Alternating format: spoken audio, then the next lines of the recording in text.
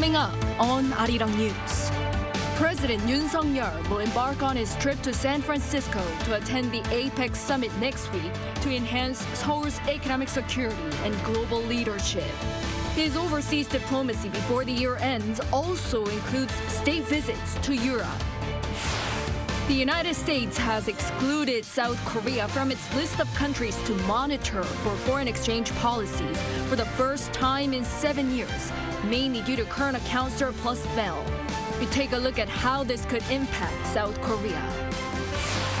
South Korea's largest startup festival, COMEUP 2023, kicks off today with more than half of the participating startups coming from countries around the globe under the slogan, "We move the world."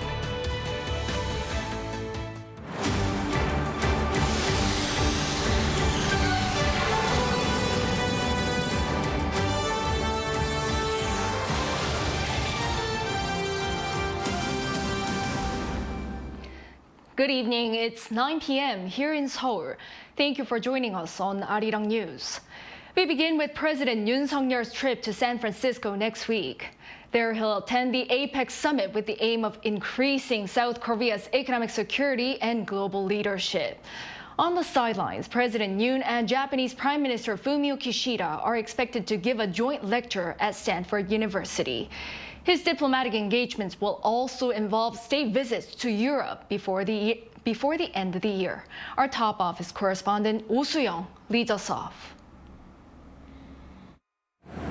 President Yoon aims to increase Seoul's economic security and high-tech partnerships with like-minded countries, engaging in multilateral summitry in the United States and state visits to Europe. Yoon's office on Wednesday announced the President and the First Lady's upcoming trips, beginning with the Asia-Pacific Economic Partnership Summit. Arriving in San Francisco on November 15th, Yoon will attend official APEC sessions from the next day, laying out South Korea's role in global cooperation to make the green transition and support countries vulnerable to climate change. He'll also emphasize the need for multilateral efforts to strengthen supply chains and establish digital ethical standards amid the rapid evolution of artificial intelligence. The leader will also hold bilateral talks on the sidelines and engage with the local Korean community, as well as young people in high-tech industries. Japan's media reported that Yoon and Japanese Prime Minister Fumio Kishida are likely to hold a summit, with their offices currently in talks to arrange a joint lecture by the leaders at Stanford University. After returning to Seoul for the weekend, the first couple will head to London for a state visit, the first to be extended by King Charles III upon 140 years of bilateral relations. On November 21st, Yoon will attend official royal engagements, observing a guard of honour and a carriage progression to Buckingham Palace to meet King Charles at a welcoming ceremony and luncheon. The South Korean leader will then pay his respects to Korean War veterans and at the Tomb of the Unknown at Westminster Abbey before delivering a speech at Parliament to set out the future of bilateral ties. Heading to number 10 Downing Street the next day, Yoon will hold a summit with Prime Minister Rishi Sunak as the two sides produce the South Korea-UK Accord. They will set out to strengthen their strategic partnership in trade, IT, cybersecurity, weapons, space and green industries, among other key areas. Crossing over the English Channel to Paris, Yoon will continue his appeal for South Korea's coastal city of Busan to host the 2030 World Expo ahead of the decisive vote by member countries later this month in the French capital. Marking his final overseas diplomacy of the year, Yoon will head to the Netherlands in mid-December, marking the first state visit to the country by a South Korean leader. During his 2-day stay, he's expected to engage with the Dutch royal family, government at The Hague, as well as key businesses in high-tech areas. President Yoon's diplomatic streak comes against the backdrop of the growing US-China rivalry, the ongoing war in Ukraine and the Israel-Hamas conflict, making his multilateral engagements all the more crucial amid efforts for global and economic security as Seoul looks to act as a global pivotal state. The APEC summit will be a chance to strengthen South Korea's diplomacy as a responsible player in the global community, while the state visit to the UK aims to strengthen strategic cooperation, particularly with key friendly nations. President Yoon has assigned Seoul with the responsibility and role of contributing to world freedom, peace and prosperity whilst attending the NATO, ASEAN and G20 summits and the UN General Assembly earlier this year. Yoon has held over 140 summits so far this year, with at least 93 nations according to the top office. Oh Soo-young, Arirang News. Staying with President Yoon, South Korea and Italy have long been friends, with 140 years of diplomatic ties and Italy providing support during the Korean War. Today, the leaders of the two countries promised an even deeper relationship by working together in different sectors and space technology. Our Kim Do-yeon has the details. President Yoon Suk-yeol gave a warm welcome to his Italian counterpart Sergio Mattarella on Wednesday at the Yongsan presidential office, with a display by the military firing a blank round salute to signify the auspiciousness of the occasion. Soon after, the two walked in for a summit to discuss deepening economic and cultural cooperation while acknowledging each other as key partners in security. 저는 오늘 마타렐라 대통령님과 함께 양국 관계를 새로운 단계로 발전시켜 나아갈 방안에 대해 깊이 논의하였습니다. 한국과 이탈리아는 우수한 제조 역량과 첨단 기술을 보유하고 있어 양국 간 교역과 투자의 성장 잠재력이 매우 큽니다. Despite the geographical distance, it was confirmed that Korea and Italy recognize each other as friendly and closely related countries in terms of democratic values, geopolitical vision, international alliances, and support for inclusive multilateralism. This was all part of the state visit by the Italian president, only the second time President Yoon has hosted another head of state for the highest level visit to South Korea. The state visit comes as next year marks the 140th anniversary since the two countries established diplomatic ties. The two also share a deep friendship as Italy provided medical support to South Korea during the Korean War. The two countries continue to enjoy a mutually beneficial relationship, with the year 2022 recording the highest trade volume between them at $13.5 billion. And the two leaders are looking to further that as they witness an MOU signing ceremony at the Presidential Office on Industrial Cooperation. One MOU signed between the Korea Aerospace Research Institution and Agenzia Spaziale Italiana is a significant move, as South Korea is looking to launch its own aerospace agency possibly within this year. They also agreed to cooperate in hydrogen energy and artificial intelligence. In terms of security, the two leaders agreed to support each other as well. 특히 저와 마타렐라 대통령님은 인태 지역과 유럽의 안보가 불가분의 관계임을 확인하고 이러한 연대의 일원으로서 상호 공조를 한층 더 강화해 나아가기로 하였습니다. To be specific, the two countries will cooperate in maintaining peace on the Korean peninsula while supporting Ukraine and condemning Russia for its unlawful invasion. In terms of culture, President Mattarella also highlighted Korea and Italy's deep roots in history and hoped for more exchanges regarding this aspect going forward. In the meantime, President Yoon has accepted President Mattarella's invitation to visit Italy and will be planning for a trip to Rome. Kim Do-yeon, Arirang News. South Korea and the U.S. military will discuss ways to bolster extended deterrence at their 55th Security Consultative Meeting to be held next week. The Ministry of National Defense announced that Minister Shin Won-sik and his U.S. counterpart Lloyd Austin will hold the annual meeting next Monday at the Defense Ministry compound in Yongsan, Central Seoul. This is their first round of talks since Shin's inauguration last month. Detailed plans to enhance extended deterrence, including the operation of nuclear consultative group, are expected to be at the top of their agenda. The foreign ministers of the Group of Seven have strongly condemned North Korea's repeated ballistic missile launches and arms transfer to Russia as a violation of UN Security Council resolutions. Japan's foreign ministry says this was announced as the G7 foreign ministers discussed Indo-Pacific issues in Tokyo on Wednesday. North Korea has recently provided Russia with more than 1 million artillery rounds to use in its war in Ukraine, with Pyongyang appearing to receive technological assistance for its upcoming military spy satellite launch. The top diplomats also reaffirmed the importance of engaging with China and the need to cooperate with Beijing on global challenges and areas of common interest.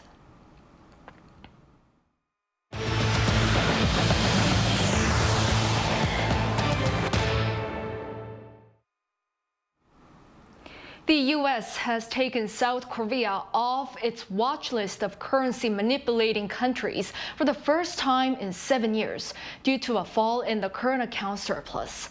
Our Byungs has more on what this means. South Korea has been removed from the U.S. government's monitoring list of foreign exchange policies after it had been on the list since April 2016. The U.S. Treasury Department released its semi-annual currency report on Tuesday, which reviewed the foreign exchange policies of its 20 major trading partners against 3 thresholds. They include a trade surplus with the U.S. of at least $15 billion, current account surplus of at least 3% of the country's GDP, and persistent net foreign currency purchases of at least 2% of GDP over a year. Countries that meet 2 of the 3 criteria are placed on the monitoring list to check for exchange rate manipulation against the dollar. South Korea and Switzerland were removed from the watch list, while China, Germany, Taiwan, Malaysia, and Singapore are among the 6 countries that remain. Vietnam was also put back on the list. The Treasury's report said no major trading partners appear to be manipulating the rate of exchange. South Korea was taken off the list mainly because the current account surplus fell, as exports plunged, and this impacts the current account surplus. One expert says the U.S. latest decision is both good and bad news for South Korea. First of all, it shows the outside world that South Korea is now operating its foreign exchange market pretty fairly. So the positive aspect is that this increases Korea's credibility. But at the same time, because it means the current account surplus has significantly decreased, it also means that exports have not increased a lot. The same expert also explained that because South Korea's current account surplus will not be significantly increased anytime soon, it's likely that it'll not be back on the list for the time being. Byungs, Arirang News. South Korea in September logs a current account surplus for a 5th consecutive month, driven by recovery in semiconductor exports. Lower oil prices also played a role, making import prices cheaper. The trend is expected to continue for the rest of the year. Our Shin-Young reports. South Korea has managed to keep its current account in the black again in September. Preliminary data released by the Bank of Korea on Wednesday shows the country posted a current account surplus of $5.42 billion. This is the 5th straight month that a surplus was recorded, and it was even greater than in the month before. The surplus growth comes on the back of a recovery in exports and lowered global oil prices compared to the same period last year. The goods balance, which tracks imports and exports, saw a surplus of $7.42 billion last month, recording a surplus for the 6th consecutive month. The country exported over $55.6 billion worth of goods, an on-year decrease of 2.4% and the 13th straight on-year decline. By items, shipments of semiconductors are still below last year's figure, but the drop has been slowing down. On the other hand, the drop in imports was greater than that of exports, as the cost of importing raw materials dropped due to lower energy prices. A rise in dividend income from Korean subsidiaries located overseas also contributed to the current account surplus. Meanwhile, the services account, which tracks earnings and spending on overseas trips and transport, suffered an extended loss of $3.2 billion. Despite successive surpluses, the total surplus from January to last month is only around $16.6 billion, which is about 65% of the level for the same period last year. The BOK forecasts that the current account will continue to maintain a surplus in October and in the 4th quarter overall as well. The surplus in the fourth quarter is expected to continue thanks to improvements in the semiconductor industry and strong car exports. But there's a chance the surplus may decrease compared to the third quarter due to uncertainties in oil prices and potential increases in energy imports for winter heating. He added that despite the uncertainties, the surplus for this year is expected to meet the bank's outlook of $27 billion. 신하영, Arirang News.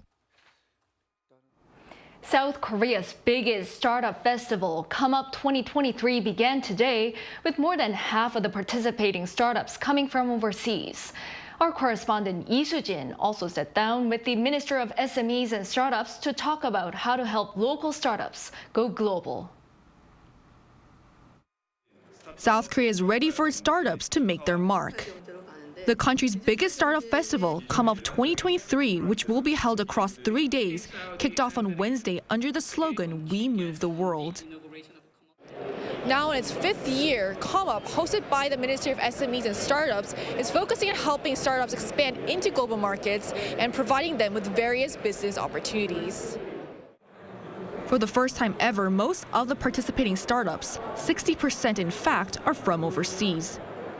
Continuing the global networking drive that began with President Yoon's state visit to the Middle East, global startups from 35 countries will be in attendance, including a 180-member delegation from Saudi Arabia and the United Arab Emirates. To accommodate them all, there's a separate global zone set up, a new addition for this year.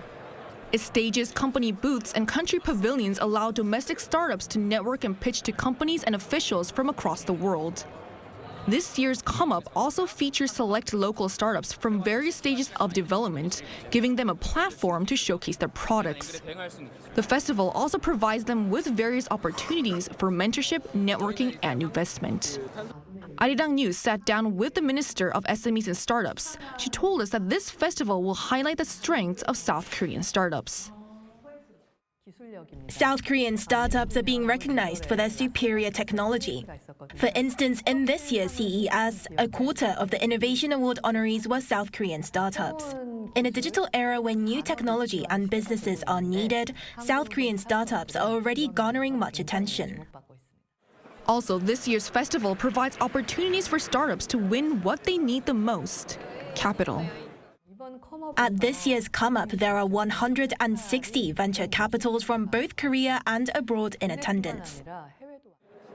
The minister added that she hopes that this festival will pave the way for more local startups to expand their business internationally, which will also help avoid business competition in the domestic market.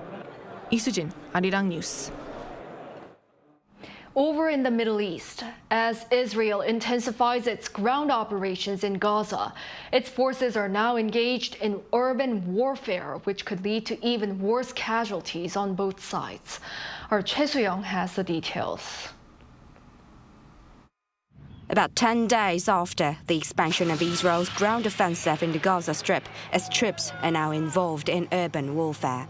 Prime Minister Netanyahu made an official statement on Tuesday announcing that the Israel Defense Forces, after encircling Gaza City, was conducting urban operations inside in its month-long offensive against Hamas.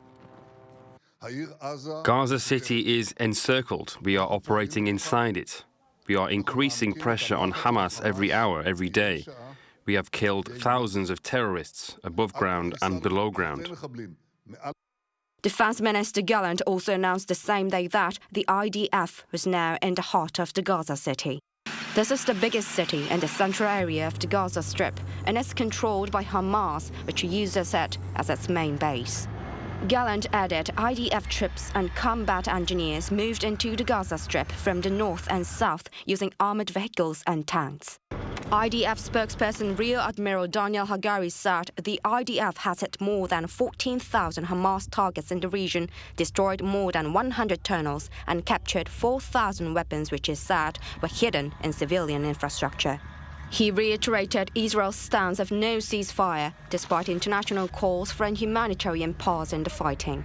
With Israel's ground offensive in the Gaza Strip becoming official, the United States and Israel have expressed differences over the issue of Palestine governance after the war.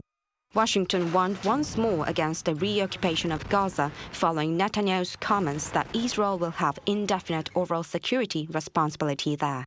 National Security Council spokesperson John Kirby said President Joe Biden still does not believe that the IDF reoccupying Gaza is good for the country. Kirby said while the U.S. agrees that it's impossible to go back to the pre-October 6th situation before Hamas launched its terrorist assault on Israel, the two allies don't have to agree on all operational strategies. However, the United States has repeated that it backs Israel's right to defend itself and will continue to provide support. Cho Hee-dae, Arirang News. Shifting gears, President Yoon has nominated Cho Hee-dae to be the new Supreme Court Chief Justice. The 66-year-old has served in the role before from 2014 to 2020 and is known for having conservative views. Since then, Cho has been working as an endowed chair at Seonggyun University Law School. This decision came a month after the opposition-controlled National Assembly rejected the Yoon administration's previous pick for the Chief Justice Lee Kyun-yong, marking the first such rejection in 35 years. The next step in the process will be a confirmation hearing, but no time frame has been given in that regard. Earlier this month, South Korea's National Assembly passed a bill providing a legal basis for special educational support for students with migrant and multicultural backgrounds. Our Lee Si-hoo tells us more. 15-year-old Sophia moved with her family from Kazakhstan to South Korea. 한국에 온 지 1년이 다 되어가지만 아직 한국 생활 많이 어려워요. In less than a year, she learned enough Korean to enter a speaking contest hosted by the Migrant Youth Foundation's Rainbow Youth Center. 그러나 저는 지금 학생이니까 열심히 공부하고 학교에서 한국 친구들도 많이 사귀며 미래의 꿈도 이루고 싶어요. Nationwide, there are over 168,000 kindergarten, elementary, or middle school students with migrant or multicultural backgrounds. This is over 3% of all students. For these students, South Korea is implementing new educational programs. By April next year, South Korea must come up with specific measures to support multicultural students' education. This comes as part of the revision to the Elementary and Secondary Education Act passed by the National Assembly in early October. The legislation requires local governments to create special educational programs for multicultural students and also provides a legal basis for related research by the Education Ministry. Lawmaker Kwon Eun-hee, a member of the Assembly's Education Committee, proposed the legislation. If the existing multicultural education was based on the understanding of Korea and was conducted in one-way consideration, I think we should now move forward in the direction of mutual respect. Kwon suggests a way of learning that can highlight students' strengths. We urgently need to establish dual language education in our system of multicultural education. Lawmaker Kim Chul-min, the president of the Assembly's Education Committee, also underlines the need to teach both the language and culture. In these global times, multicultural students have the advantage of knowing the culture and language of Korea and also where they were born and where their parents are from. And helping them is the duty of the Korean government. For these students to grow into competitive talent in Korea in the future, I think we need to provide them with an education system that helps them to adapt to Korean society and also know their culture at the same time. The Education Ministry is set on establishing foundational Korean language courses by region as well as offering special scholarships for multicultural talents. Lee Si-hoo, Arirang News.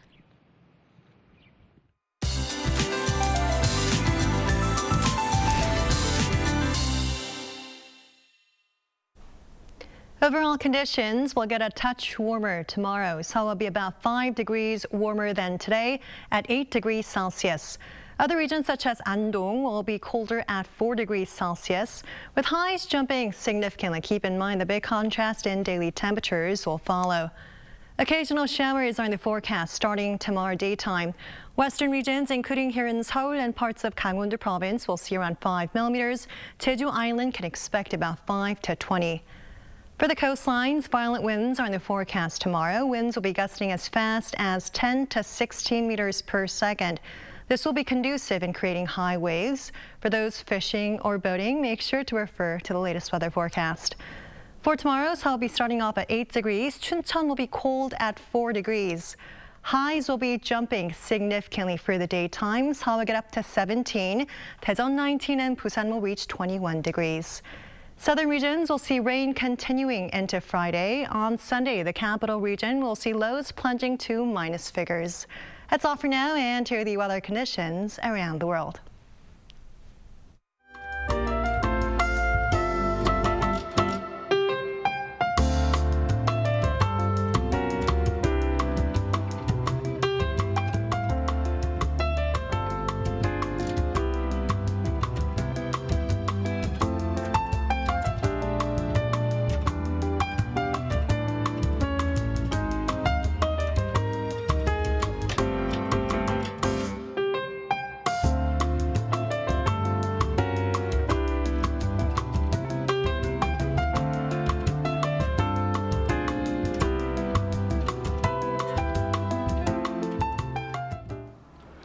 That brings an end to this Wednesday night newscast. Thank you for watching.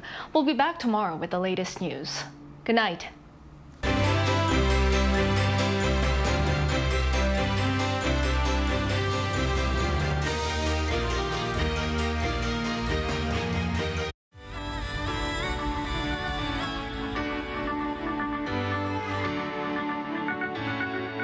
Completely new.